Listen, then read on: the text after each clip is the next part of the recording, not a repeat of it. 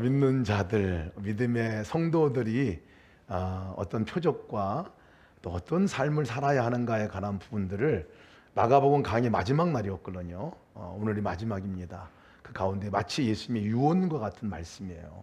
예수님께 유언과 같이 우리에게 남겨준 정말 믿음의 삶을 살아가는 우리가 어떤 삶을 살아가게 될 것인가에 관한 부분들을 너무나 명확하게 말씀해 준 말씀입니다. 그 말씀 함께 나누려고 하는데요. 말씀 붙들고 한 주간 동안 앞에 두 개는 제가 말씀 전했었잖아요. 그러다가 기도하는데 계속 이 절름발이가 생각이 나더라고요. 제가 지난 11월에 다리 부상을 당해가지고 쩔뚝거리면서 다녔는데 쩔뚝거리는 절름발이 저보다 더 심각한 그 상태에 있는 한쪽만 쓸 수 있고 하는 그 절름발이가 생각이 나더라고요. 왜 계속 절름발이가 생각이 날까? 그러다 보니까 우리들의 믿음의 삶이 절름발이와 같은 삶을 살 수도 있겠구나 하는 생각이 들었어요. 이 머리와 생각으로다가 주님을 믿고 있는 믿음과 또 실제 삶과 이 밸런싱이 맞지 않고 균형이 맞지 않으면 마치 그렇지 그게 절름발이와 같은 삶이지. 주님이 약속하신 말씀은 분명한데 또 우리에게 분명히 예수님 믿고 나서 변화된 우리의 삶은 분명한데 그것을 우리 삶 가운데 전혀 누리지 못하고 살아가고 있다면 그것이 절름발이와 같은 삶이 아니겠나 하는 그런 생각이 들었습니다. 그래서 주님께 제가 물었어요. 그래 주님, 절름발이가 아니라 양발 똑바로 걷고 살아가겠습니다 하고 이렇게 기도를 제가 올려드린 기억이 있습니다. 그렇습니다. 우리가 이 믿음의 삶은 주님을 믿는다는 것은 구호가 아닙니다. 그리고 머릿속에서 끝나는 게 아닌 거예요. 믿는 사람이라고 한다면 이 믿음은 정확하게 말하면 예수님께서 더 이상 무덤에 머물러 있지 않고 예수님께서 부활하셔서 우리 삶에 찾아오셔서 우리와 함께 하는 것을 믿는 믿음이에요. 그리고 이 믿음도 그냥 살아계시겠지, 나와 함께 하시겠지 하고 그냥 바람으로 끝나는 믿음 정도가 아니라 그 주님과 함께 손을 맞잡고 함께 살아가는 거죠. 그 주님을 바라보고 그 주님과 대화하며 살아가는 거죠. 그리고 그 주님과 함께 인생을 혼자가 아니라 살아가는 삶을 믿음이라고 우리는 말하는데 이 믿음의 삶을 살아가는 삶이 도대체 그렇게 살면 어떤 결과가 나타나는 거냐, 어떤 표적이 나타나는 거냐에 관한 부분들을 주님이 오늘 성경 본문에서 말씀하고 있는 거예요. 다르다라는 거예요. 믿는 사람들은 다른 삶을 살게 될 것이라는 것을 너무나 분명하게 말씀해주고 있어요. 그 첫 번째가 우리 지난번에 말씀을 나눴긴 했지만 제가 일주일 동안 더 깊은 그 가운데서 우리가 삶에 정말 터치하고 싶은 부분이 무엇인가 물었을 때 주셨던 몇 가지 말씀이 있어서 나누려고 합니다. 첫 번째가 예수님의 이름으로 귀신을 쫓아내는 역사가 있게 된다고 그랬어요. 그러니까 예수 믿는다 그러면 어떤 표적을 우리가 보고 살아가는 거냐면 귀신이 쫓겨나는 역사가 나타난다는 거예요. 왜 귀신이 쫓겨난다는 것을 표현했을까요? 그것은 귀신이, 사단이 오랫동안 우리를 붙들고 있었기 때문에 그렇습니다. 오랫동안 끈덕지게 우리에게 딱 달라붙어가지고 우리를 계속 통치하고 지배했기 때문에 그렇습니다. 우리의 삶을 정말 주님이 원하시는 삶으로 바뀌어가지도 못하게 그냥 이름은 성도일지 모르지만 오래된 모태신앙일지 모르겠지만 그냥 제대로 믿지 않으면 그냥 그대로 사단의 역사 가운데 그냥 나도 모르는 사이에 그냥 살아가고 이름만 성도인 삶을 살 수도 있기 때문에 주님께서 제대로 믿는 믿음을 가졌을 때에 어떤 일이 일어나느냐, 그 중에 첫 번째가 사단이 우리 가운데 영향력을 미치지 못한다는 거예요. 사단이 우리 가운데 어떤 영향력, 여태까지 미쳤던 영향력의 그 힘의 근원이 끊어지고 더 이상 간섭도 못하고 다른 성경에서는 만지지도 못하는 역사가 나타난다고 말씀하고 있거든요. 물론 사단의 역사가 얼마나 많은 종류가 있는지 모릅니다. 지난주에도 제가 말씀드렸던 여러 가지 부분이 있지만 한 주간 동안 주님께서 보여주셨던 게 뭐냐면 잘못된 자아상이었습니다. 내가 진실이 아닌 것을 너무나 오랫동안 붙들고 있고 또 그것을 예수님 때문에 놓았는데 다시 또 그것을 붙들고 살아가는 우리들의 모습들을 보게 하셨어요. 끈덕지게 떨어지지 않는 그 잘못된 자아상, 나에 대한 연민, 나의 자아에 대한, 옛사람에 대한 나의 삶의 습관, 이런 모든 것들이 복합적으로다가 보여지게 하시더라고요. 이미 끝난 인생인데 그것이 이미 거기로부터 주님께서 우리를 건져내셔서 주님과 함께 살아가는 인생인데 여전히 믿음 따로 옛날에 그냥 나를 붙들고 있는 나의 자아를 다시 붙들고 살아가는, 요게 사단의 역사 가운데 강한 사단의 역사인데 우리가 깨닫지도 못하고 살아가는, 그냥 나도 모르는 사이에 거기에 그냥 묻혀 지나가 버리는, 근데 너무나 뿌리 깊게 우리 가운데 자리 잡고 있다는 것을 보여주셨어요. 저를 돌아봤습니다. 저를 돌아보니까 저에게 있어서도 저의 성격을 형성하고 또 저의 삶 가운데 아주 많은 영향을 미쳤던 이 어린 시절의 이 컴플렉스, 열등감, 이런 것들이 많았던 것들을 보게 됐어요. 제가 여러분 이빨이 지금 온전히 건강한 이빨입니다. 이렇게 보면. 근데 사실 대학교 3학년, 2학년 때까지는 이 가운데 정중앙에 있는 이빨이 부러졌어요. 맹구죠, 맹구. 그래서 그렇게 해가지고 부러진 가운데서 제가 오랫동안 살았어요. 그래서 저는 어떤 남자였냐면요, 낮에는 말 못하는 남자, 밤에는 말 잘하는 남자. 이빨이 보이니까 그래서 뭘 얘기하는 것을 굉장히 꺼려하는 그런 사람으로 살았더라고요, 제가 보니까. 그리고 외모 컴플렉스가 항상 있는 가운데, 그래서 어머니에게 제가 어렸을 때 어머니 나를 왜 이렇게 낳으셨습니까? 라고 얘기를 하고 따진 적이 있어요. 굉장히 한심했는지 어머니가 내가 볼 때 네가 제일 안 돼, 뭐 이렇게 얘기를 하시긴 했는데, 아무튼 그런 얘기를 하고, 또 제가 이 성대 결절이 사춘기 때 와가지고요, 성대 결절이 와서 말도 못하는 것 몇 차례 말씀을 드렸는데, 제가 이 얘기를 잘 못해요. 그래서 영어 시간에 일어나가지고 읽으라, 뭐 목소리가 안 나오니까 그것이 엄청난 컴플렉스고 열등감이 생겨. 난 잘 못하는구나, 뭐를 잘 못하는구나, 이런 것들이 제 안에 나와서 발표하라면 논리적으로 발표를 못합니다. 지금도 적어 오니까 이렇게 말씀을 전하고 하지 잘 말 못해요. 제가 어렸을 때 이렇게 기억을 들여다보니까 제일 많이 들었던 게 뭐냐, 교회에서 많이 들었던 거, 너 그렇다 이러면 너 지옥 간다, 이런 얘기. 그것은 교회에서만 들은 게 아니라 집에서도 엄청 많이 들었거든요. 넌 그거밖에 안 되냐, 뭐 이런 얘기 하고, 학교 갔다 오면 누군가가 기다리고 있었고 사고 치고 있는 저를 보고 한심해하는 엄마의 모습들을 보면서 제가 늘 나는 정말 제대로 할 줄 아는 게 없는 사람이구나. 은연중에 이런 마음들이 제 안에 들어와 있었어요. 은연중에 뭐 하다가도 뭔가 위축되는 거 보면 벌써 그 과거로 끌려가요. 그때의 모습으로 끌려가 있는 저의 모습들을 보게 되더라고요. 예수님 믿고 나서 가장 많이 바뀐 게 뭐냐면, 그런 할 수 없는 늘 자기 연민에 빠지고 열등감이 있고 자신감 없어 하고 있는 난데요, 그런 나를 주님이 완전히 바꿔주셨다는 말씀이 사실은 처음에 잘 안 믿겨졌어요. 믿음이라는 게 주님이 나를 찾아오셔서 나의 인생을 바꾸신 게 인생인데, 그냥 그것이 오랫동안 그렇게 살아왔으니까 자꾸 예수 믿고 주님은 나를 볼 때마다, 기도할 때마다, 승혜야 너 종 아니야, 너 못한다고 내가 너 인정하는 거 아니야, 너 자체가 존귀한 나의 아들이다 라고 말씀하시는 말씀을 그렇게 오래 들었고, 성경 말씀 가운데 가장 좋아하는 말씀이 나의 사랑, 나의 어여쁜 자, 일어나 함께 가자 라는 말씀. 이거 들을 때마다, 그 앞에 나갈 때마다 제 존재감이 다시 생겨져요. 존재감이. 그렇지, 내가 주님 앞에 어여쁜 자지, 내가 주님 앞에 사랑스러운 자지, 내가 주님 앞에 기쁨이 되는 사람이지. 잘 비껴지지 않지만 이상하게 주님 앞에 가면 그 생각이 바뀌어지거든요. 이 믿음에 따르는 표적이 도대체 귀신을 쫓아낸다는 건 도대체 뭔가 보면요, 그렇구나, 내가 주님 바라보지 않고 주님과 연합하고 주님 믿음으로 주님과 함께하는 것들, 그것 안 가져지면 이전으로 돌아간다는 얘기가 다른 바가 없습니다. 자기 연민에 계속 빠져 살아가고, 열등감이라는 게 뭔지 아세요? 누군가가 그 인정해주는 인정에 갈급해서 살아간다는 말이거든요.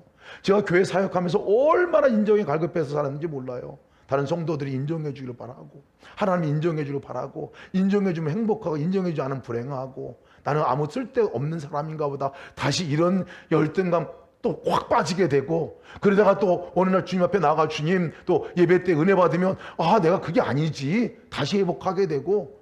여러분, 이것이 반복된 역사인데요, 진짜 믿으라는 얘기입니다. 주님께서는 우리의 존재가 그렇게 이미 끝난 이미 주님이 나를 바꿔놓은 인생 가운데서 그대로 살아가라고 하는 건데, 자꾸 사단은 달라붙어가지고 계속 우리를 자꾸 끄집어 당겨가지고 너는 무능한 존재야, 너는 할 수 없는 사람이야, 너는 안 돼, 너 어디 튀지 마라, 너 모양이 어때 그러냐, 너는 딴 사람 인정해주지 않는 사람이야, 넌 딴 사람 인정받기 너 최선을 다해야 돼, 노력해야 돼, 하나님 앞에서도 그렇게 해야 돼.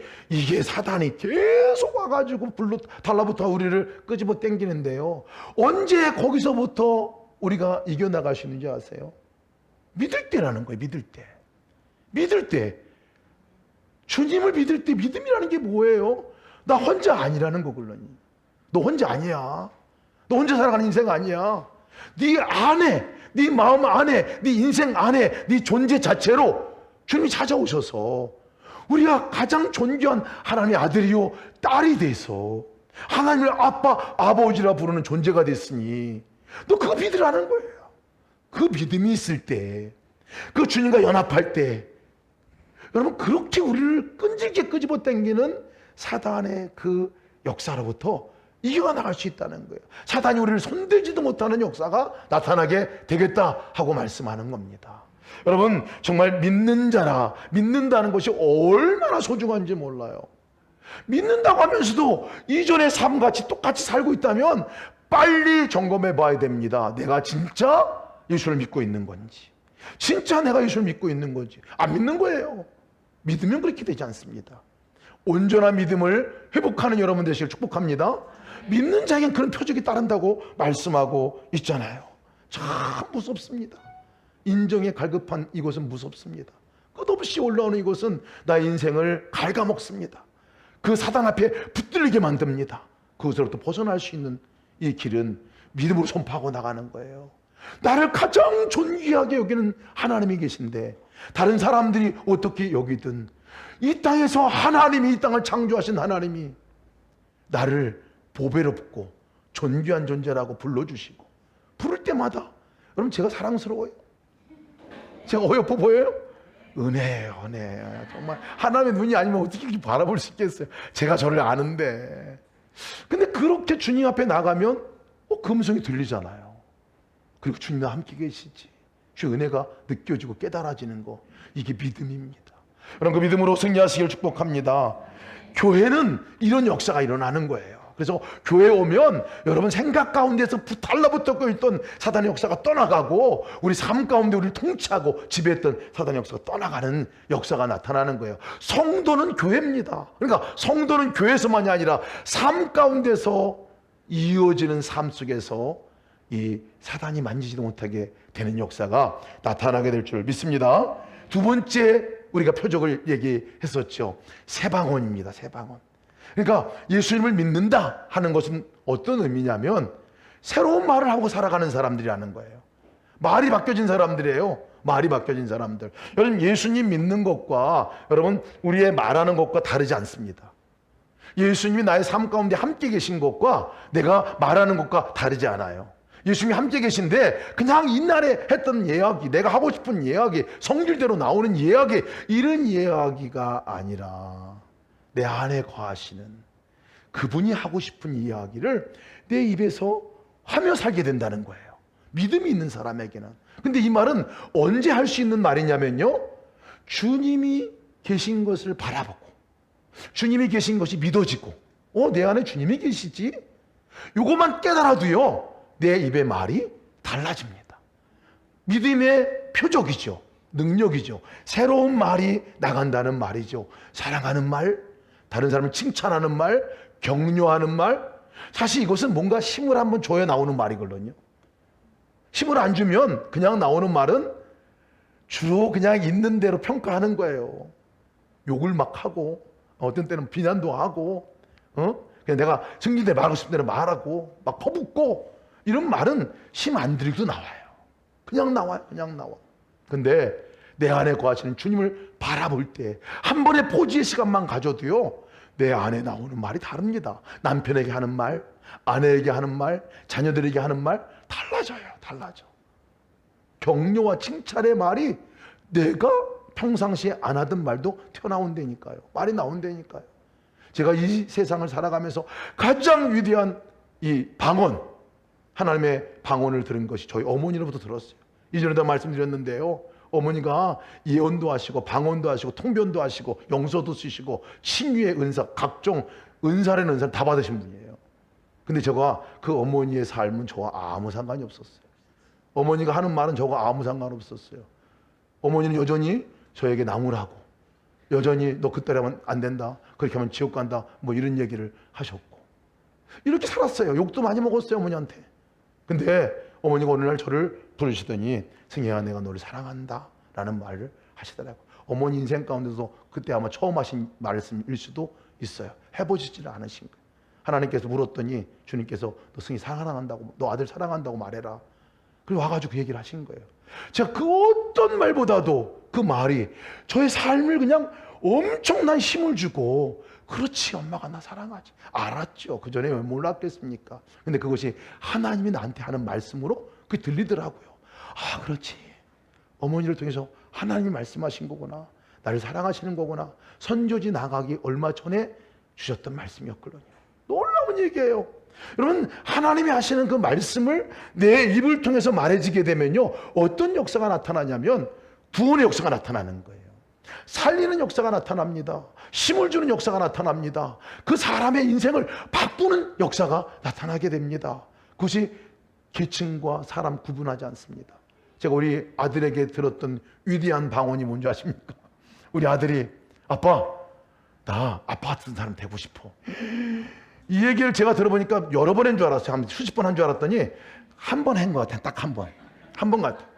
근데 두고두고 그 말이 아이들 생각하면 그냥 위로가 되고 힘이 되고 이런 말이 됐어요. 그 말 한마디가 아이들과 저의 관계 가운데서 내가 아버지의 정체성을 심어주게 된 엄청나게 큰 위로의 말이 돼서, 그냥 제가 그 누구의 위로보다도 강한 위로의 말. 자기들은 그냥 아마 뭐 어떻게 물어보고 했는 건지 잘 모르겠는데 하여튼 그렇게 말해야 돼요.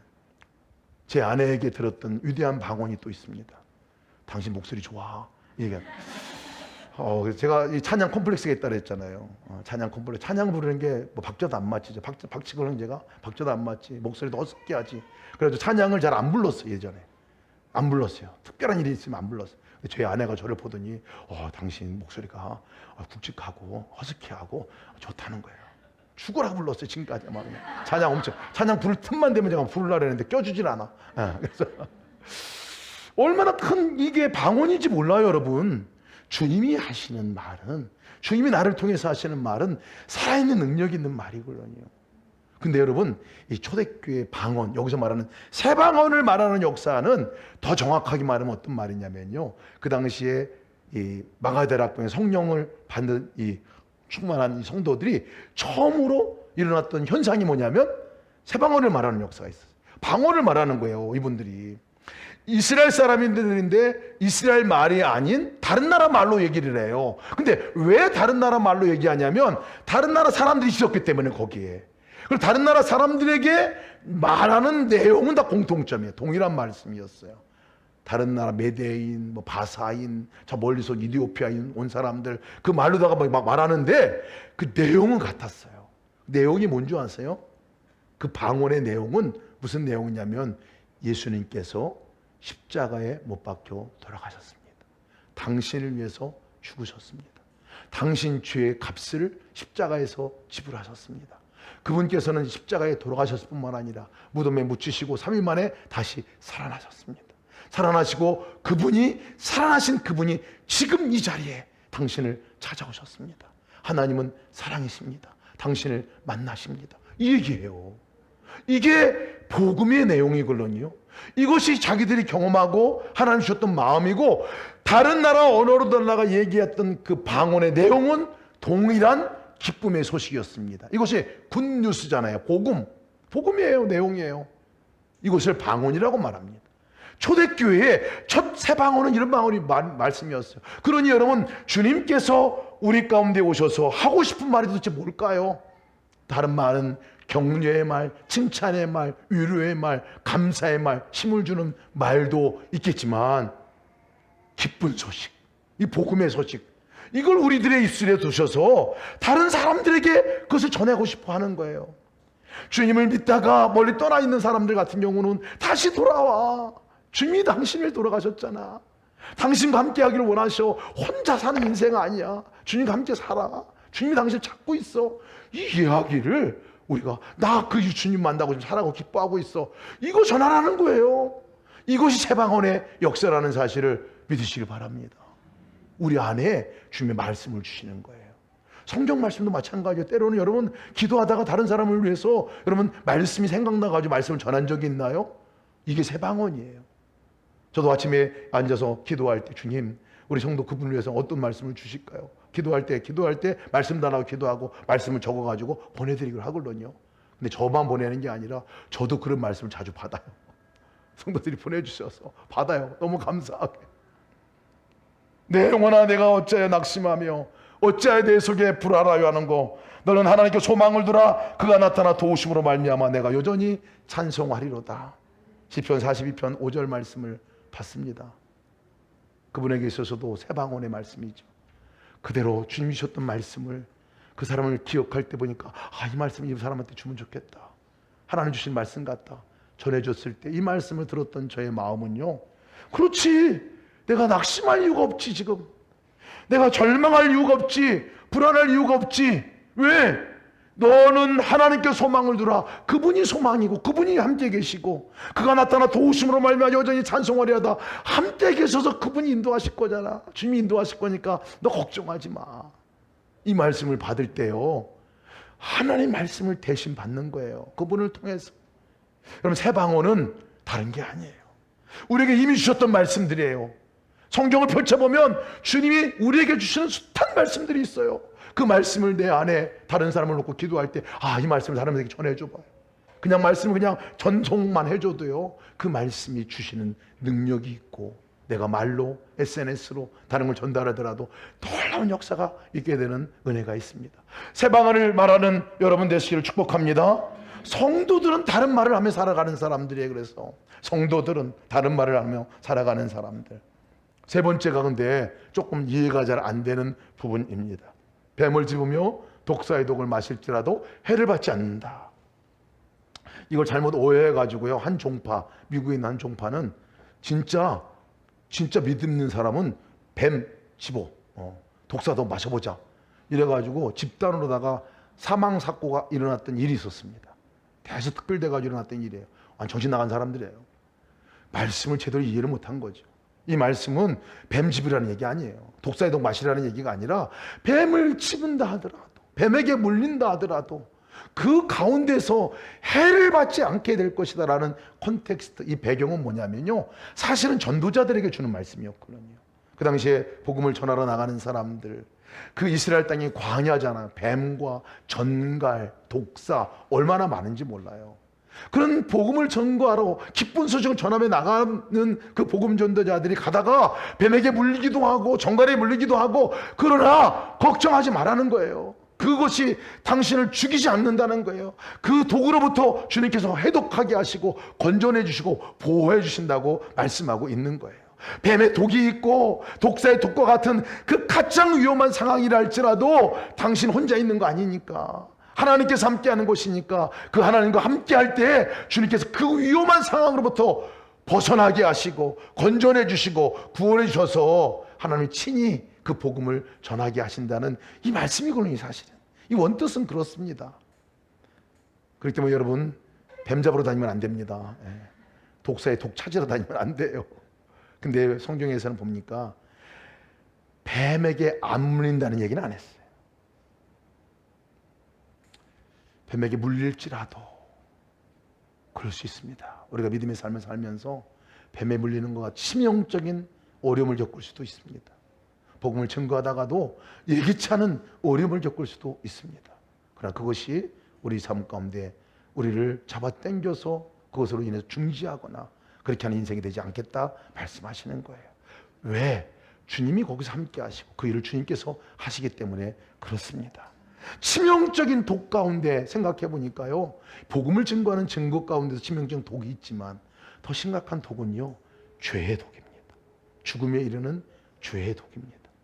우리 삶 가운데 우리 안에 쑥 들어와서 우리의 삶을 갉아먹고 우리의 삶을 피폐케 하고 결국은 우리의 삶을 죽음에 이르게 하고 결국은 우리의 삶에 소망 없게 만드는 이 죄가 얼마나 뿌리 깊게 우리 가운데 들어옵니까? 이 죄에게 우리 가운데 들어오지 않는다 말하지는 않았어요. 그런 죄 가운데 빠질지라도 우리의 삶 가운데 우리가 치명적인 독과 같은 것을 마시는 실수를 저지른다 할지라도 그곳에서 해독하게 하시는 것과 같이 그것을 우리를 건져내 주시고 그 죄의 문제를 해결해 주시고 그 죄로부터 벗어나게 해주시는 하나님의 은혜가 있다는 것, 믿는 자가 믿음의 순간에 그것을 경험하게 될 것이라는 것을 말씀해 주고 있는 거예요. 요한일서 1장 9절 말씀 보면 만일 우리가 우리의 죄를 자백하면 저는 미쁘시고 오히려 오사 우리 죄를 사하시며 모든 불의에서 우리를 깨끗하게 하실 것이요 말씀하고 있잖아요. 우리 죄가 우리 가운데 들어와도요 우리는 치명적인 독인지 모르고 살아갈 때가 많습니다. 그러나 그 죄를 우리가 하나님께 고백하면 가지고 나와 주 앞에 나옴, 이게 믿음이죠. 내 안에 거하시는 주님께 바라보면 나도 모르는 사이 죄가 드러나잖아요. 아, 이것이 또 내가 저질렀던 죄구나. 아, 하나님 계신데도 내가 없다고 말하고 살았구나. 하나님을 원망하고 살았구나. 아, 내가 이런 마음에 품은 이런 생각들이 있었구나. 이것들이 드러납니다. 언제 드러나냐면요, 믿음의 결단, 주님을 바라보고 함께 계신 주님의 이름을 부르고 그분의 손을 붙들고 주님께 나오면 죄가 드러나잖아요. 그런 것들이 드러나는 것은 다 죄의 문제가 해결되는 순간을 맞이한다는 거죠. 고백하면 다 용서해 주시겠다고 하고 그것이 더 이상 우리를 끄집어 당기거나 우리의 삶을 그쪽으로 인도하지 않는다는 얘기입니다. 그것으로 해독하는 역사가 있게 된다는 얘기죠. 예기치 않게 물리거나 내가 의도해서 독을 마시거나 이거 상관없어요. 주님께서는 어떤 것이라 할지라도 그것으로부터 우리를 건져내 주시고 구원해 주신다는 보호와 인도하심의 언약의 말씀이죠.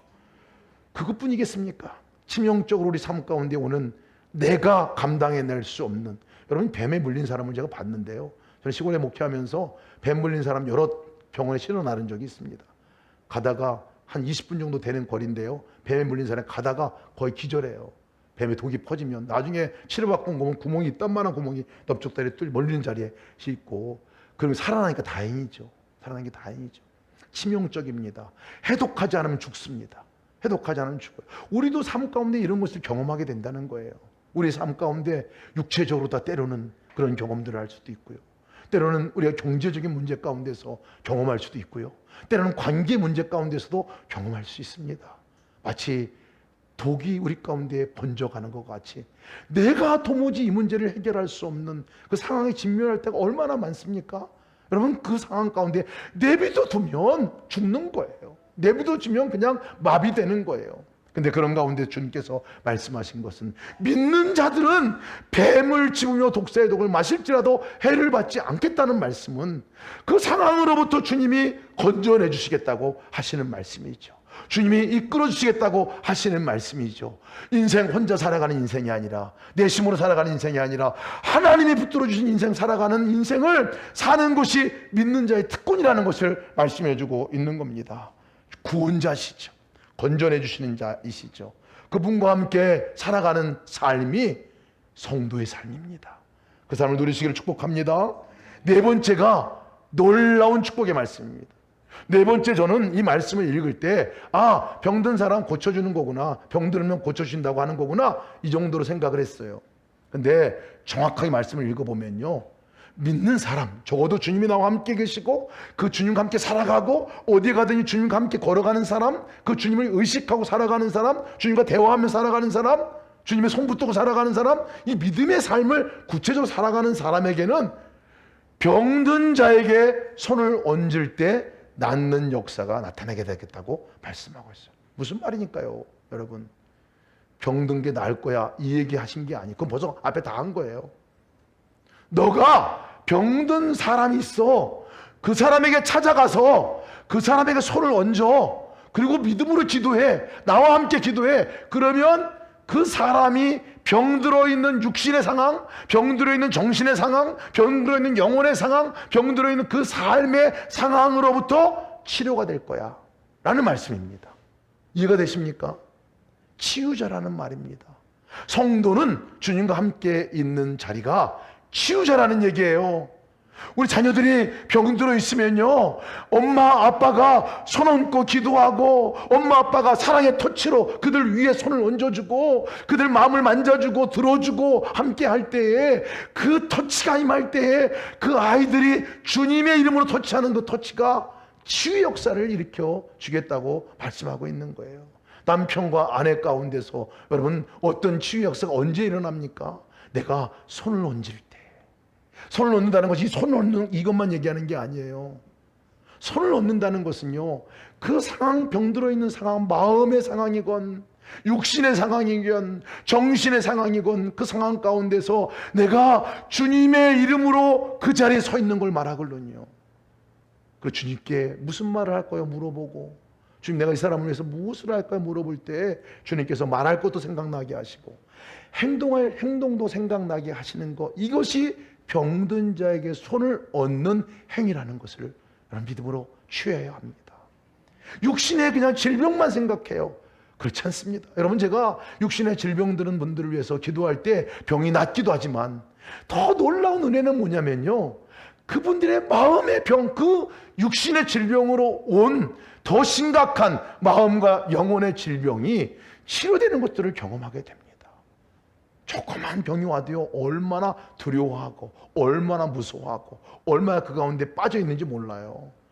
주님을 바라보는 눈이 열려질 때 스스로가 주님 여기 계시지, 주님이 치료하실 것이지, 주님이 나의 삶 가운데 이 병든 육신의 몸도 치료할 뿐만 아니라 나의 마음도 나의 삶도 치료하실 것이지, 그 자리로 인도함을 받을 때에 그 영혼이 온전한 회복과 치유를 경험하게 됩니다. 여러분, 우리가 이 병든 사람들, 육신의 질병뿐만 아니라 영혼의, 이 정신의 질병 드는 사람들에게도 안수하는 역사가 있어야 됩니다. 어떻게 하는 것이 안수하는 걸까요? 우울한 사람들, 정말 내 삶 가운데 절망하는 사람들, 실망하고 있는 사람들, 좌절하고 있는 사람들, 이런 사람 주변에 있으면요, 여러분, 안수가 도대체 뭘까? 일로 와, 기도해 줄게, 머리 대. 이게 안수가 아니에요. 진짜 손을 얹는다는 것은 그분의 이야기를 들어주는 겁니다. 그분의 이야기를 듣고 그분의 그 자리에 주님과 함께 서 있는 이것이 안수라는 것이죠. 누가? 믿는 자가. 그렇게 할 때 그분의 영혼이 치료되는 역사가 나타나게 된다는 것을 말하고 있습니다. 관계 문제에 있어서도 이 끊어진 관계가 얼마나 많습니까? 사람들 안에 얼마나 많은 그 질병들, 그 관계가 끊어진 질병들이 있습니까? 안수한다는 게 도대체 어떤 의미가 있습니까? 그 중심 가운데 내가 화해자로 그 자리에 서 있는 거예요. 양편의 이야기도 들어주고 양편을 위해서 기도하고 하나님께 주시고자 하는 말씀들을 받고 그들을 위해서 한 걸음 한 걸음 해야 할 일들을 한 걸음 순종함으로 나가는, 그게 안수하는 것이죠. 그것이 안수하는 것입니다. 질병, 경제적으로 어렵거나 삶에 힘든 사람들에게서는 위로의 말로, 함께 도움의 손길로 하는 것이 안수죠. 그래서 여러분, 성도의 삶은요, 치유자입니다. 회복자입니다. 우리가 있는 자리를 통해서 하나님께서는 다른 사람을 회복하는 역사를 허락해 주시겠다는 거예요. 다른 사람을 살리는 역사를 허락해 주겠다는 거예요. 육신의 질병, 영혼의 질병, 우리 정신의 질병, 삶의 질병, 어려운 가운데서 우리를 통해서, 그래서 우리가 구제도 행하는 거고요, 그래서 전도도 행하는 거고요, 그래서 중보기도도 하는 거고요, 그래서 선교도 하는 거고요. 이 모든 행위가 안수하는 행위라는 사실을 우리 기억해야 합니다. 우리에게 그 특권을 주셨어요. 근데 그게 언제 발현되는 줄 아세요? 아무 때나 안수 못합니다. 믿음이 없으면 안수 못합니다. 주님을 믿을 때, 나와 함께 계신 주님이 분명할 때, 아, 주님 여기 계시지, 내가 아니라 주님께서 하시겠지, 이 깨어진 관계를 어떻게 내가 치료해? 그 자리에 내가 주님의 이름으로 서주시고, 주님 그 일을 행해 주십시오, 나는 무엇을 해야 합니까? 물어볼 때 주님이 나를 통해서 하시는 역사가 있게 된다는 거예요. 여러분, 기억하십시다. 믿는 사람은 치유자입니다. 여러분, 그 믿음이 중요해요. 이 믿음이 없기 때문에 우리의 삶 가운데 그 놀라운 표적이 안 나타나는 거예요. 없는 게 아니라 안 나타나는 거예요. 안 경험되어지는 거예요. 믿어야 합니다. 믿음으로 나가시길 축복합니다. 주님이 나와 함께 계시면서 예수를 바라봐야 합니다. 그리고 그분의 이름을 불러야 합니다. 그분의 손을 붙들어야 합니다. 그분께 물어보아야 합니다. 그럴 때 주님과 우리가 연합하는 역사가 나타나게 되잖아요. 동행일기 왜 쓰자고 합니까? 그거 확인하자는 거예요. 계속 확인해 보자는 거예요. 왜? 안 그러면 여러분 안 바라봐지기 때문에 그렇습니다. 안 믿어지기 때문에 그렇습니다. 우리가 의지적으로 나가야 될 유일한 것이 있다면 주님 바라보는 일이고, 동행을 쓰는 일도 그래서 쓰는 거예요. 같이 쓰는 거예요. 혼자 하니까 안 되니까 같이 해보자고 하고 나는 방 식구들하고 함께 나누는 거 아니겠습니까? 여러분, 안 동행일기 하시는 분들 돌아오시기 바랍니다. 돌아오시기 바랍니다. 이 일이 소홀히 여길 일이 아니에요. 내 삶에 믿음은 이렇게 나타나는 표적이 있다고 했는데 왜 내가 경험되지 못하느냐? 여러분, 믿음 앞에 다시 세워지는 여러분 되시기를 축복합니다. 믿음으로 나가시되는 여러분 되시기를 축복합니다. 이게 교회예요. 이게 성도예요. 함께 나가는 것이 교회고 함께 나가는 성도들의 모임입니다. 예수동행교를 통해서 또 여러분 삶을 통해서 표적이 증거로 나타나시기를 주의 이름으로 축복합니다.